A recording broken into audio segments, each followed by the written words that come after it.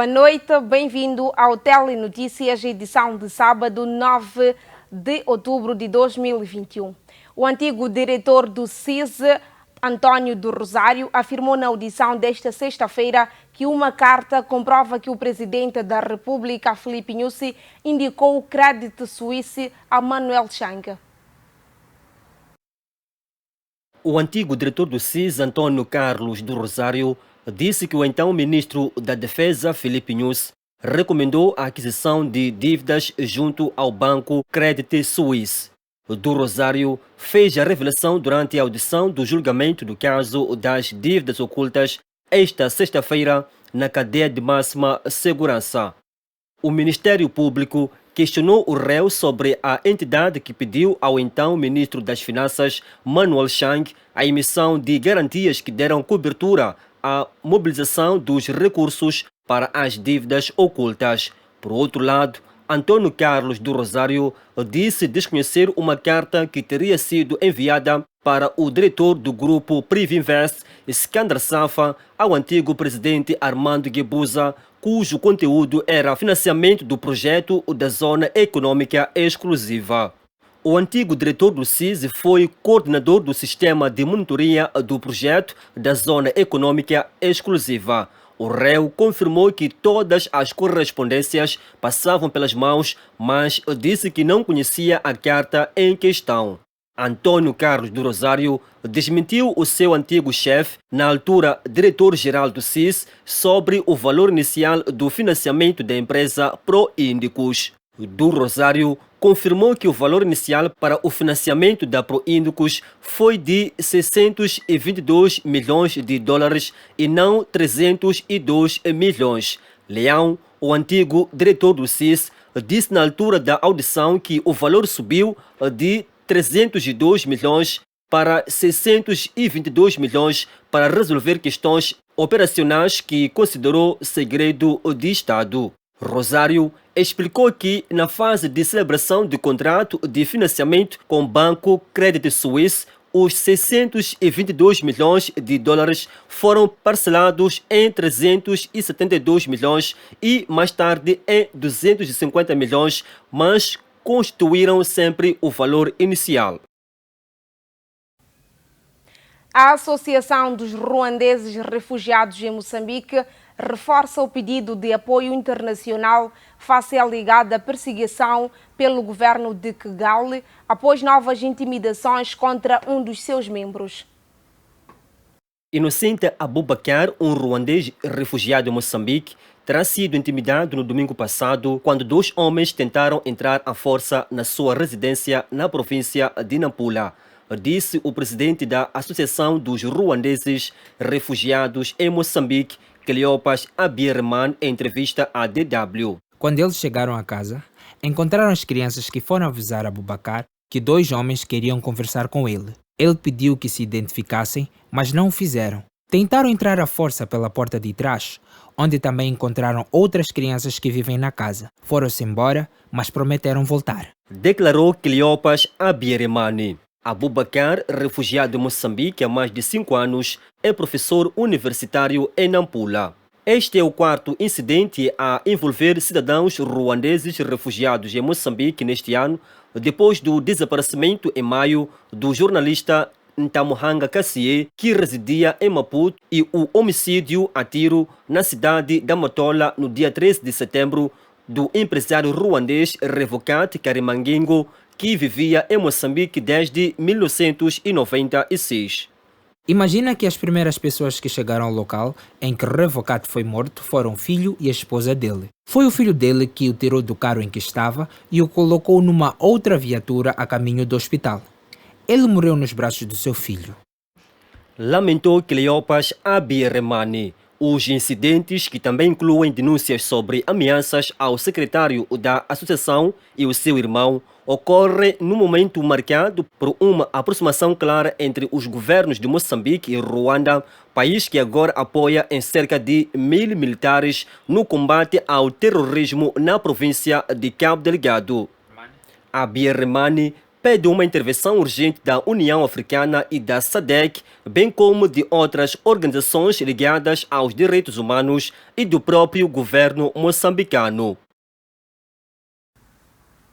O Centro de Democracia e Desenvolvimento, bem como acadêmicos, dizem que a coesão social ainda constitui um obstáculo no país. Foi com canto e dança que o Centro para a Democracia e Desenvolvimento fez o lançamento do programa Ação da Sociedade Civil para a Coesão Social no norte de Moçambique, onde o diretor do Centro da Democracia e Desenvolvimento, Adriano Novunga, destacou a fragilidade no norte de Moçambique como uma oportunidade para que todos possam fazer parte da democracia. Este programa é justamente a resposta da sociedade a este problema da fragilidade no norte de Moçambique.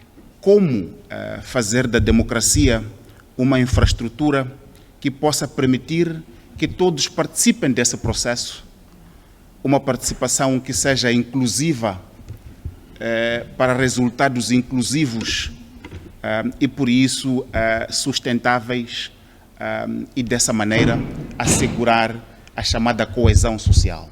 Já o filósofo Severino Nguenha fala da importância da partilha de valores para uma coesão social efetiva.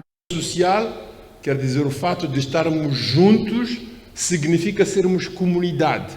E sermos comunidade significa comungarmos.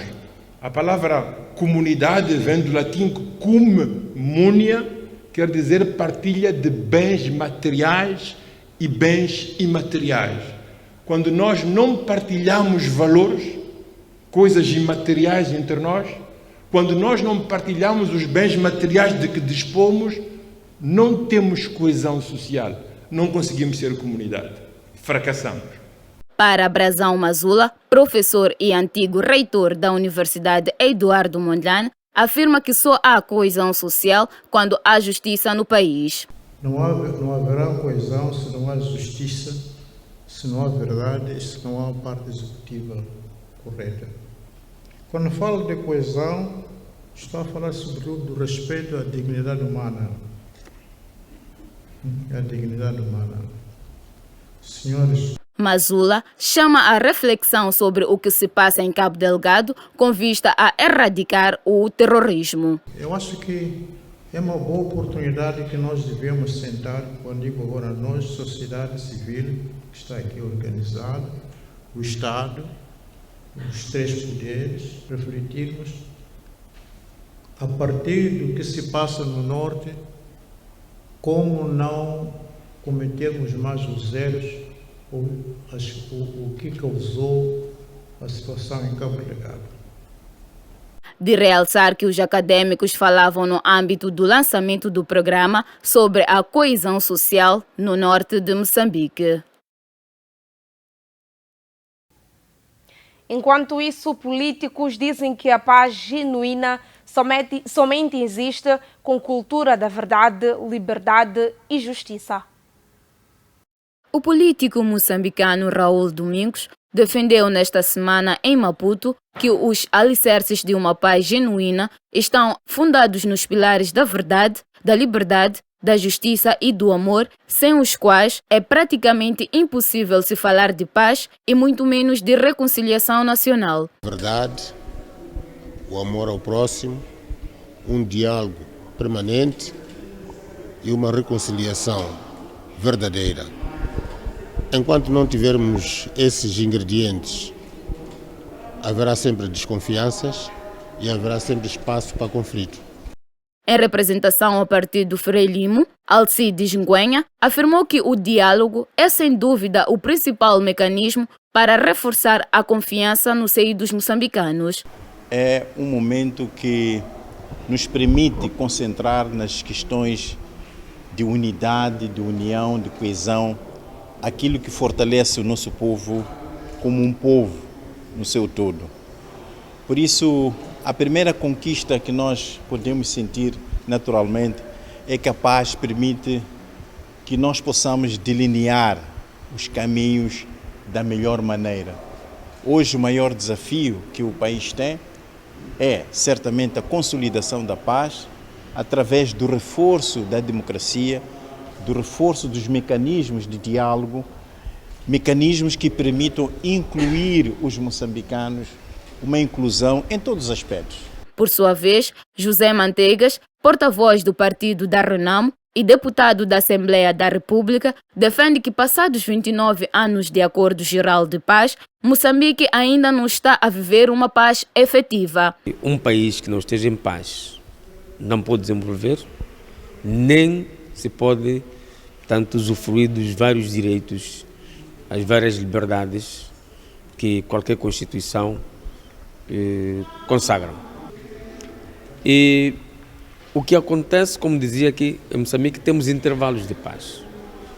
É exatamente por causa das descontinuidades deste processo de paz que efetivamente devia ser contínuo. Já o secretário-geral do MDM, José Domingos, entende que o debate sobre a reconciliação deve ser equilibrado. Como sabemos, muitas vezes o país tem várias situações que fazem com que não tenhamos a paz definitiva.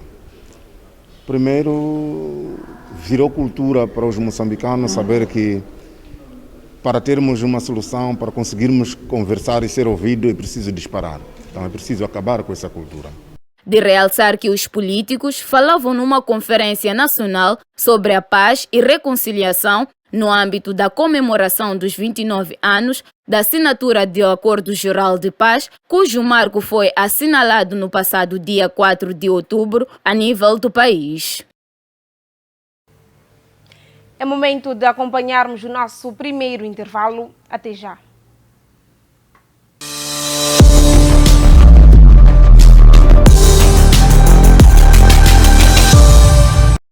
Junta-te a nós, venham todos levantar a voz, diga não ao cancro da mama. Então nós, como Organização da Mulher Moçambicana, queremos apelar a todas as mães para ter essa cultura de sempre fazer um rastreio para ver qualquer coisa estranha que está no seu corpo. Ir ao posto de saúde, não dizer, se sentir alguma coisa, dizer, isto vai passar, vai passar. Às vezes não passa, é mesmo o cancro da mama. Portanto, todas nós temos que fazer esse trabalhinho, é muito simples. Quem é que não pega na sua mama todos os dias? Todos os dias vamos tomar banho. E nesse momento, a gente pode fazer o teste. Depois de fazer o nosso teste, aquilo que sentirmos de estranho, é melhor ir a quem sabe mais. Também queremos apelar que esta iniciativa não seja só para o mês de outubro, seja uma iniciativa para sempre. Toque, toque, toca, pode salvar a tua vida. Junta-te a nós, venham todos levantar a voz, diga não ao cancro da mama. Queridas filhas e irmãs, no caso de sentires um caroço na mama, dirige-se imediatamente a um centro de saúde. Mais vale prevenir do que remediar. Toque, toque, toca, pode salvar a tua vida.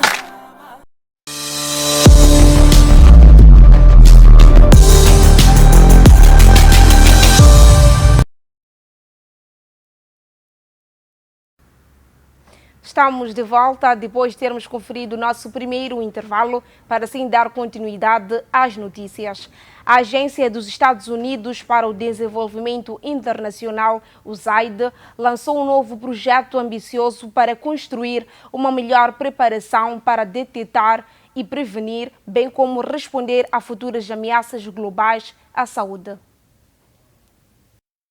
A descoberta e exploração de agentes patogênicos emergentes, um projeto de 5 anos denominado Deep VZN e orçado em cerca de 125 milhões de dólares, irá reforçar a capacidade global para detectar e compreender os riscos de propagação viral da vida selvagem para os seres humanos que possam causar outra pandemia. Segundo um comunicado de imprensa da USAID, publicado na plataforma, a pandemia da Covid-19 demonstrou como as doenças infecciosas ameaçam toda a sociedade, acabando com a vida das pessoas e atacando as sociedades nos seus núcleos. Ainda em conformidade com a mesma fonte, a administração Biden-Harris está empenhada em fazer avançar a segurança global de saúde, a preparação internacional para pandemias e a resiliência global de saúde.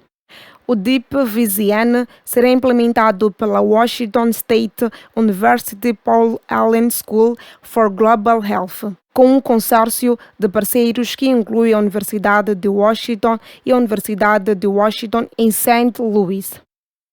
O DeepVisione é o próximo passo crítico na evolução do trabalho da USAID para compreender e abordar os riscos colocados pelas doenças zoonóticas que podem ser transmitidas pelos animais para os seres humanos. Desde 2009, o Programa de Segurança Sanitária Global da USAID tem apoiado o trabalho de descoberta e compreensão segura de novos vírus de animais em locais de alto risco. A grande maioria, mais de 70% dos surtos em pessoas, têm origem em animais. Uma boa nova para todos os portugueses. A boa é que Portugal conta agora com 85% da população totalmente vacinada contra a Covid-19. O objetivo de ter 85% da população de Portugal continental completamente vacinada contra a Covid-19 foi esta sexta-feira atingido, revelou o Ministério da Saúde num comunicado enviado ao Notícias ao Minuto.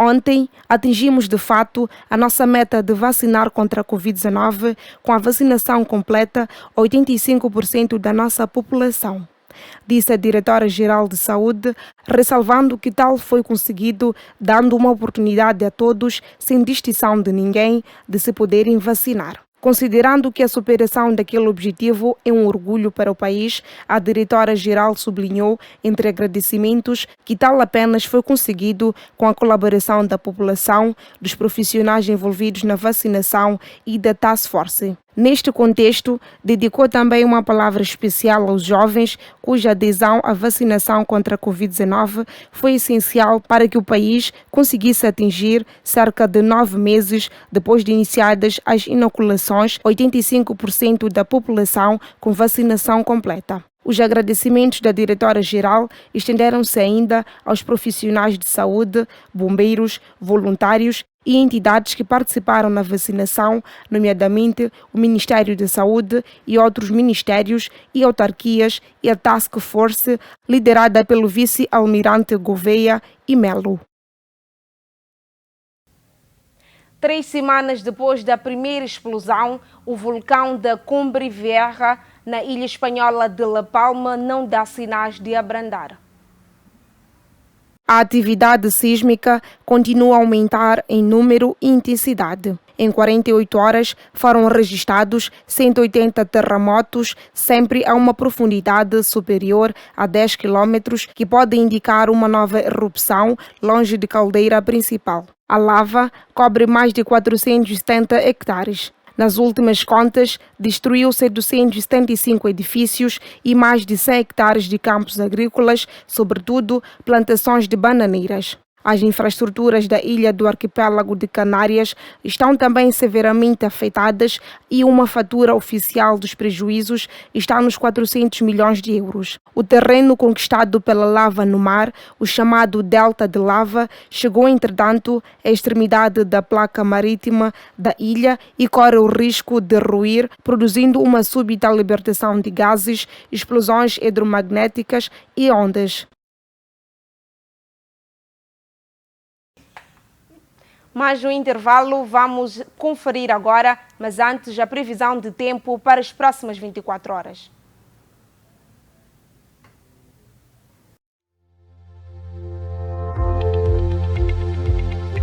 Zona sul do país.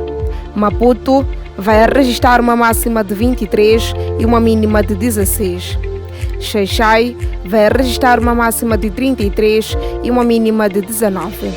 Inhambane vai registrar uma máxima de 24 e uma mínima de 19. Zona centro do país. Beira vai registrar uma máxima de 29 e uma mínima de 18. Chimoio vai registrar uma máxima de 29 e uma mínima de 16. Tete vai registrar uma máxima de 40 e uma mínima de 24. Climane vai registrar uma máxima de 33 e uma mínima de 19. Zona norte do país. Nampula vai registrar uma máxima de 34 e uma mínima de 19. Pemba vai registrar uma máxima de 27 e uma mínima de 24. E Lixinga vai registrar uma máxima de 32 e uma mínima de 17.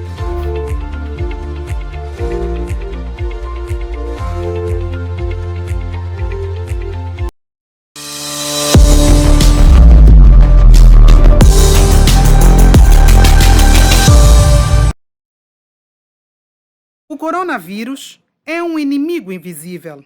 Contudo, usando corretamente as medidas de prevenção, é possível vencermos esta pandemia.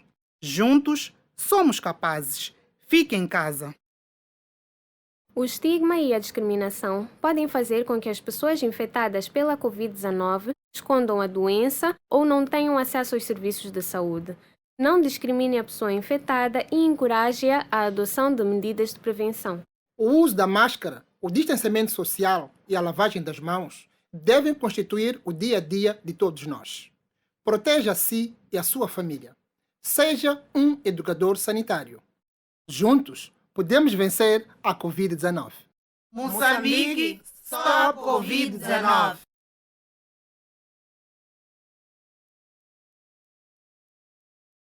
O uso de máscaras nos transportes públicos é obrigatório. E se cada um fizer a sua parte, ficaremos todos seguros. O uso das luvas é recomendado apenas aos profissionais de saúde e aos cuidadores de pessoas doentes. Fique em casa, por nós e por você.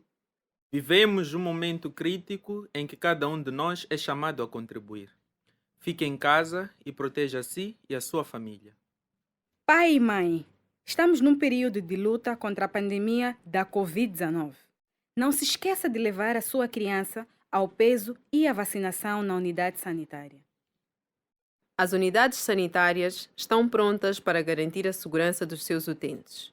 Sempre que as visitar, cumpra com as medidas de prevenção. Juntos contra a Covid-19. Moçambique, stop Covid-19.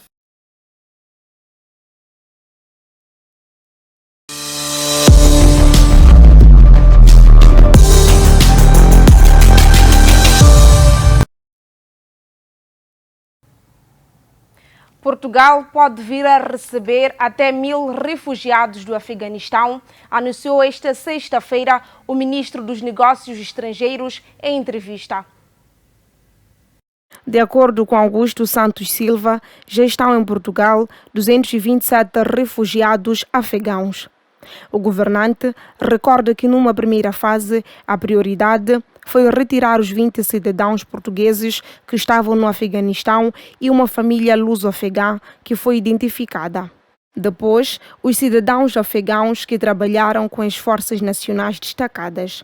Os militares portugueses que foram destacados para o aeroporto de Cabul trouxeram todos aqueles que responderam ao nosso contacto e que conseguiram chegar ao aeroporto de Cabul. Nesta fase, segundo Santos Silva, Portugal está a apoiar os outros que não conseguiram chegar ao aeroporto antes de ser fechado.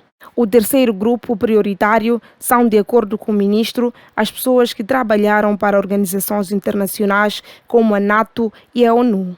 Já o quarto grupo são pessoas que estão mais em risco e que precisam mais de apoio internacional, nomeadamente mulheres, juristas, as mulheres desportivas, os ativistas de direitos humanos e jornalistas. Os talibãs conquistaram Cabul no dia 15 de agosto, concluindo uma ofensiva iniciada em maio, quando começou a retirada das forças militares norte-americanas e da NATO. O Conselho Executivo do Fundo Monetário Internacional solicitou esclarecimentos na investigação sobre a diretora executiva da organização, Kristalina Georgieva, que foi acusada de fazer pressão para melhorar dados sobre a China enquanto foi diretora do Banco Mundial. O Conselho Consultivo continua empenhado numa revisão completa, objetiva e oportuna. Embora o Conselho tenha feito progressos significativos na sua avaliação, concordou na reunião desta sexta-feira em procurar esclarecer mais pormenores com vista a concluir a sua análise do assunto muito breve, disse o FMI numa declaração. A reunião da sexta-feira do Conselho Executivo do FMI pretendia abordar o assunto após conversações esta semana com o escritório dos advogados Wilmer Hall, autor da auditoria que desencadeou a crise, e interrogado a própria Georgieva. Wilmer Hall disse num relatório divulgado a 16 de setembro que vários altos funcionários do Banco Mundial em 2017, incluindo Georgieva, fizeram pressão a partir da agência impropriamente para melhorar a classificação da China no seu relatório regular. O objetivo era melhorar a classificação da China numa altura em que o Banco Mundial procurava o apoio de Pequim para aumentar o seu capital. A oposição da China no relatório de 2018, publicado em A oposição da China no relatório de 2018, publicado em outubro de 2017, deveria ter sido 7 lugares mais baixa, em 85º lugar, em vez de permanecer em 78º lugar, disse a agência numa revisão interna. Como resultado destas acusações, o Banco Mundial cancelou a publicação do relatório Doing Business, uma das publicações mais influentes. Georgieva, por seu lado, disse numa declaração que discorda fundamentalmente das conclusões e interpretações da investigação independente. O FMI e o Banco Mundial realizam as suas reuniões anuais na próxima semana, onde ambas as instituições terão de se explicar sobre estas alegações de práticas abusivas que ameaçam prejudicar a sua credibilidade. A Seleção Nacional de Futebol, Mambas, foi ontem derrotada pela sua cogênere do Camarões por 3-1 no jogo da terceira jornada do Grupo D de qualificação ao Mundial Qatar 2022. A seleção de todos nós foi derrotada por 3-1 pela sua congênere dos Camarões em jogo referente à terceira jornada do Grupo D de qualificação ao Mundial Qatar 2022, decorrida esta sexta-feira em Douala.